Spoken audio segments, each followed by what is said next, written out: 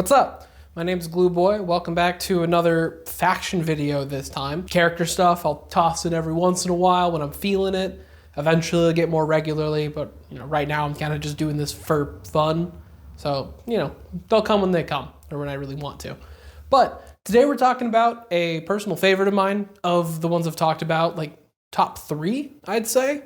Like Custodes, Black Legion, and the topic, the Sisters of Battle, or the Adepta Sororitas. And also, I've been recently getting into them, like competitively, and actually just playing them. I got the starter box for like a present recently, so I've been building them up, having a great time with that. But we'll go right on to the Sisters of Battle. Suffering is our prayer. Faith is our armor.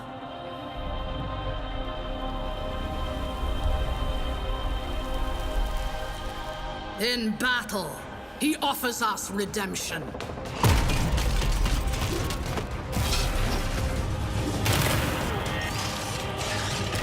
for those who prove worthy, the Emperor sends forth his angels. So, the Sisters of Battle. Well, Adepta Sororitas, really, Sisters of Battle, they had to do their whole big name change at some point, are essentially just a bunch of nuns with guns, bunch of just zealots who just fully enjoy killing heretics and the enemies of mankind. So much that a really fun core concept for them is the Holy Trinity. Holy Trinity being the Bolter, the Flamer, and the Melta. 3 of their favorite weapons. Stuff they use gladly to kill all the enemies of mankind. The Sisters were formed in the 36th millennium during a time known as the Age of Apostasy. Formed by a dude named Goj Vandire, one of the most evil motherfuckers ever. He did a lot of fun stuff when he rose to the head of the ecclesiarchy, the church of the Imperium, where he became space pope, but if the pope was Stalin, where he's just super paranoid, hates everything, puts a bunch of dumb laws in place, definitely is not a pious man, and does the fun stuff of, this planet didn't herald my arrival properly enough. All right, I'm going to glass the entire planet to prove a point that you should, revere me. So later on, he met this group called the Daughters of the Emperor, this convent of all-female convent where they really worship the Emperor and are this pretty strong military group. He got a funny little idea and decided to gaslight the fuck out of them. He went into a location that had no man shall walk here. He wanted to prove a point. He said, I'll walk in here and in fact, shoot me and I'll prove that the Emperor wants me here. They shot him. Little did they know, he had a little thing called a Rosarius, which is essentially a force field. So he, the force field worked, blocked the gun. They're all like, oh shit, we've never seen that before. Obviously he's blessed. And now he had an entire army of women that he renamed the Brides of the Emperor and formed them for some less than pious purposes. Not the greatest guy. And as such, because he's not the greatest guy, an absolute Chad by the name of Sebastian Thor decided, you know what, enough's enough. I'm going to rise to the top, get a bunch of people together, including space marines and the Mechanicus, and decided, let's invade Terra and have just a schism in the church and get rid of this fucking dude. To which Goj Vandire ran away to his little safe room inside of the Imperial Palace, where his sisters were defending. There's a lot of them. So, it was pretty tough. It was around this time that the Captain General of the Adeptus Custodes finally decided, all right, we're just not going to sit around and guard anymore. Approached the 6 leaders of the Brides of the Emperor. Mainly, I'll get to all of them later, but the main one is a woman by the name of Alicia Dominica. The Captain General went to Alicia Dominica, was all like, hey, I know the Emperor pretty well, as his personal bodyguard, his main one, and he doesn't like all this. She got really upset and was like, how dare you? That's heresy. The custodians are heretics. Kind of fought back a little bit until eventually one of the other sisters and also him convinced Alicia Dominica and the rest, hey, I'm legit. By the way, I'm going to take you to the Emperor's throne room. He can tell you himself. So led her through all these secret tunnels that the Imperial Palace has and brought her to the throne room, to which no one knows what was said. She came in, and then came out with pure white hair and pissed off. Just raging. As whatever was said, obviously really important, as she came storming to Goj Vandire. And she gave probably the coolest speech ever, So I'm not going to try to replicate it. Just go read the speech. It's sick. To which Goj Van Dyer replied with, "I don't have time to die. I'm too busy." And he got beheaded, like on the spot. Thus ending the reign of blood. Sebastian Thor took over as a new space pope, put a bunch of reforms in with one key reform. The ecclesiarchy had this military group called the Fratres Templars. And he decided, let's put a law in place that the ecclesiarchy may not assemble any more men-at-arms. Key word there, men-at-arms, as either intentional or unintentional, and everyone's exploiting a loophole. The Sisters of Battle were really instated as the main arm of the ecclesiarchy, which they served with great fervor. I normally do this for the rules segment, but I'm actually going to go over all 6 of the sub-factions you can run. The orders for them, or at least the main orders. There's a bunch of minor orders, but whatever. Not important. The main orders you can run, because a lot of the sisters are really defined by their order, as it really frames how they act and just, their value. All 6 of these orders were founded by the original 6 that were there during, Goj Van Dyer's whole shit, and were the ones to, take him down in the end. Alicia Dominica and all their friends. So I'll also go into all those as well, at least the brief lore we have and their eventual deaths. First up, we got the Order of Our Martyred Lady, who was founded by Saint Catherine, who, as the name implies, got martyred. Not really totally clear exactly why or how. She's, got killed. And as such, her entire order really likes the idea of martyrdom. And they believe that, throwing yourself into battle and getting killed in service is, the best thing ever. That's kind of their vibe. Also, they're the main poster girl. Also, they're the main poster girls of, the army. You will see, their art mainly, that, normal black, white, and red, that's all that. Though I will mention, St. Catherine has a really cool model, kinda. The Triumph of St. Catherine is one of the coolest models in 40k, as, it's not a person or the thing, it's a funeral procession that is being carried in the middle of battle. Gives a bunch of fun auras, a bunch of relics, and when you kill the Triumph of St. Catherine model, you're actually just destroying holy relics. It's sick. I really want one of these. I don't know how much I'm going to use it, but it's a beautiful model. Next up, we got the Order of the Valorous Heart, who are essentially a bunch of masochists, as their saint, Saint Lucia, kind of got kidnapped by a bunch of heretics and tortured horribly, and forced to listen to this dying screams of innocent people and other sisters. Pretty rough. These heretics wanted her to renounce her faith,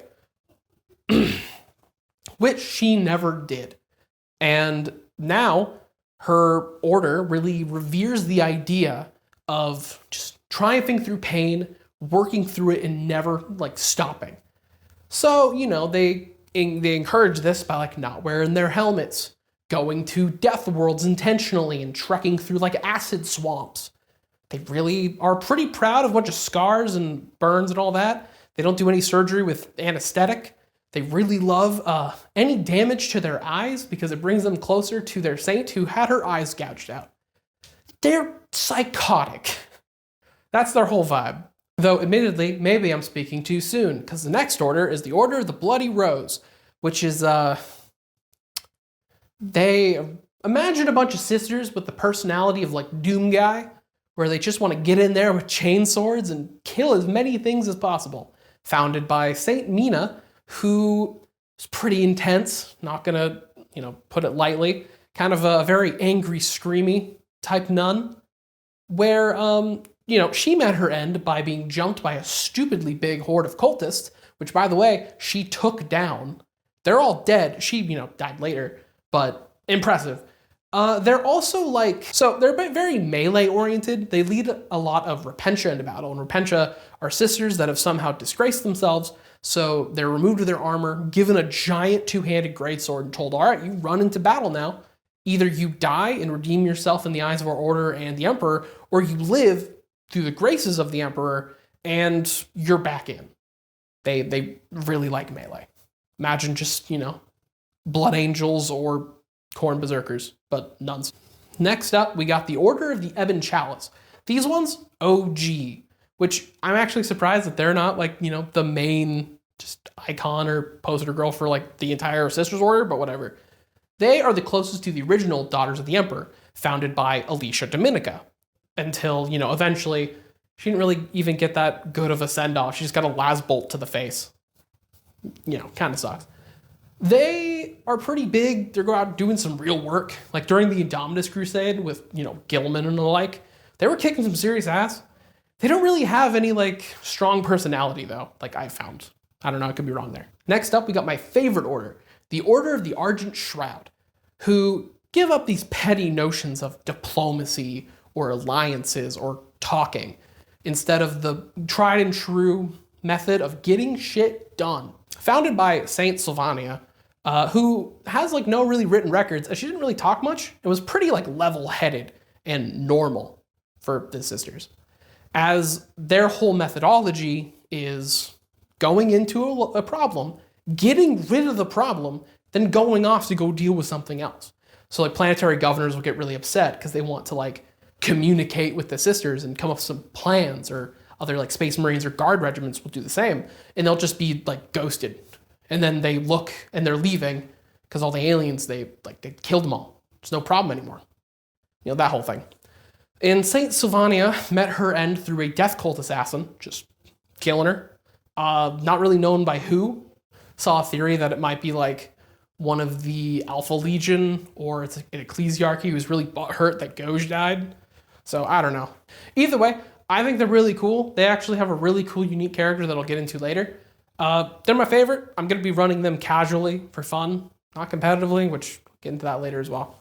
Next up, we got the Order of the Sacred Rose, created by Saint Arbella, who is famed for being this weird concept in 40k, reasonable, whatever the fuck that means.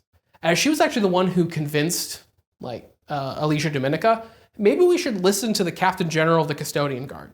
Wild idea. But her faction is pretty well known for being reasonable and pretty normal, though they did get absolutely fucked with the Fall Acadia and the opening of the warp on the galaxy, which are currently crawling their way back, doing some real good work. And it's actually pretty unknown what happened to Saint Arbella, as she just kind of vanished one day. So, who knows? That's all the orders. So we're going to go right into the characters. Unnecessary violence triumphs again!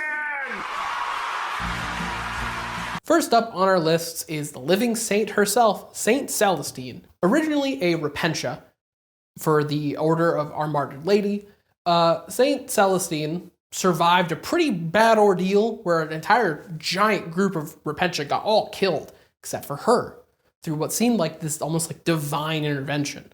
Eventually, she was given command of a bunch of sisters and led a little pilgrimage to a crypt that St. Catherine herself visited one day, that she was almost called to. In going to that crypt, Celestine went inside, closed the door, and was just unresponsive for an entire day, until she eventually emerged out, blindingly gold armor, a flaming sword, doves somehow, and choir music behind her, all that shit. To which she kind of became an avenging angel type, leaping into battle, killing as many heretics as possible, the whole shebang. She eventually died, pretty sad, everyone's pretty, bummed about it. However, she then started appearing more often, popping up into battles where the tides were turning against the Imperium, till she would appear, just a shaft of just golden light, she'd pop out, start killing them all, turn the tide. Which brings to a pretty important thing with her. There's a theory that I personally ascribe to, that Saint Celestine is almost a greater demon for the Emperor, as, mass worship of a godlike figure takes real presence in the warp. Hence why a lot of sisters can use straight up miracles and things just happen around them through their faith.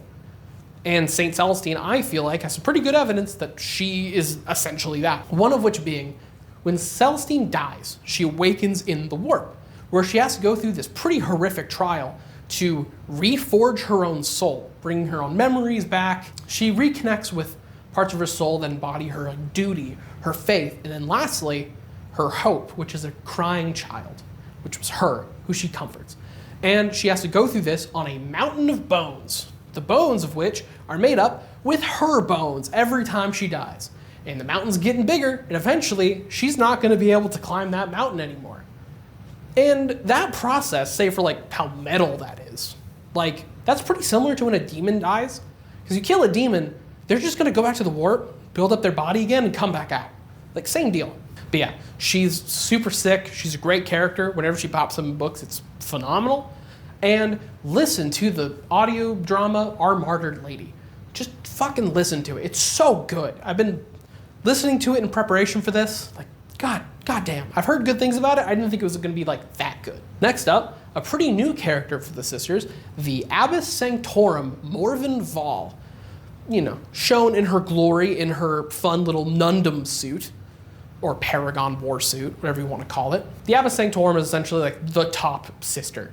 When the original Abbess Sanctorum died, the last one we had, the Ecclesiarchy, the little corrupt organization they are, decided, hey, here's what we'll do. We'll find a naive, young, and dumb sister to promote to this position so then we can like manipulate her, get her to do the things we want. So they made the max IQ play of going to the famous politics-hating order, the Argent Shroud. You know, the ones who don't talk. And decided, you, Morven Val, you're pretty cool. Got a big war suit. You've been doing some cool shit. Do you want to become Abbess Sanctorum?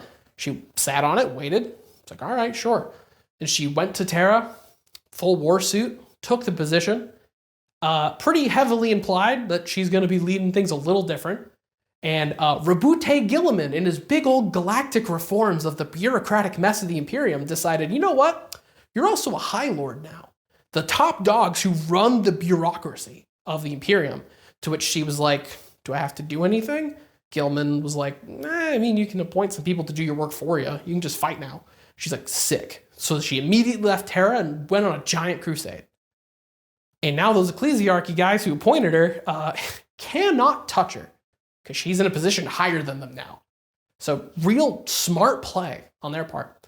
Though she's a massive badass. And, which by the way, her like spear there, that's a custodian spear gifted to her by the custodians. Custodians and sisters are real tight after the whole, you know, Goj Van Dyer, Alicia Dominica whole shebang. But speaking about all that, we're going to go straight to the rules.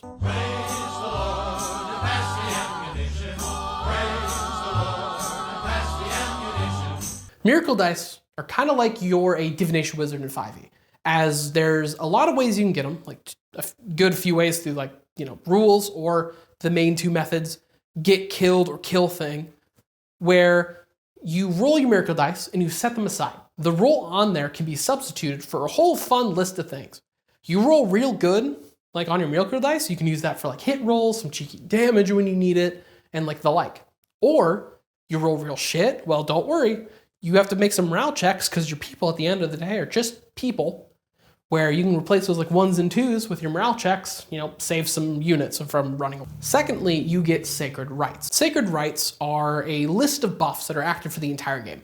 You select these before the game starts, but after the mission is selected, and you can either pick 2 random ones or 1 of your choosing. And like, these lists of buffs are handy. I think 2 in particular are really good. Hand of the Emperor and the Passion being the standouts in my opinion, where like Aegis is all right if you're playing a Psycho Heavy Army. You're playing Thousand Suns or Grey Knights, take that. As all your sisters have the Shield of Faith tag, which allows them to deny the witch like a Psyker spell. And it just buffs that, so, you know, it's handy when you need it, but, you know, there's 2 that are, I'd say, really good. Then we go to sub-factions, which I already talked about all of them. To some extent, and so the rules right now are appearing right behind me. But they're not going to be up for long, so, you know, pause the video, read them if you want to, because if you're playing this faction anywhat competitively, you are only playing Bloody Rose, because they are the best right now, because while the other factions can perform well, a few of these I think some honest good ones, the problem is Bloody Rose does it better, so what's the point? And there's not really a lot of restrictions on models for like your sub-faction. So, you know, if you're playing seriously, you're playing Bloody Rose. That's the main point. Which they're very melee oriented, so, you know, you're bringing a lot of melee stuff. And their melee stuff, stupid good. Speaking of, Unlike a lot of factions that have been FAQ'd into the ground, every single Sisters unit is really good. A lot of these units have worth on the field. So really, it's picking what you want. However, there's one big exception there. You are bringing Morven Val. There's no other options. She is stupid good. Ridiculously good. So bring her. Other than that, go fucking wild, dude. You want a bunch of Paragon suits? You want your giant sister squads? You want a bunch of Redemptia, Arco Flagellants, all of that fun stuff. Leather models, super dope. So you're gonna have a great time. I think they have some of the best models in 40k, both a lot of some rules and in just pure design. Triumph of St. Catherine, I mentioned before. So yeah, have fun. You're gonna be one of the top armies right now. It's them and Necrons in the current war zone. And yeah, have fun being at the top and picking all these fun models that my armies can't do, which is why I'm really excited to get into them. But that about wraps it up. So, you like this video, like, share, subscribe, do all that fun stuff. And I'll be back next week with either a faction or character. I'll decide later. See ya.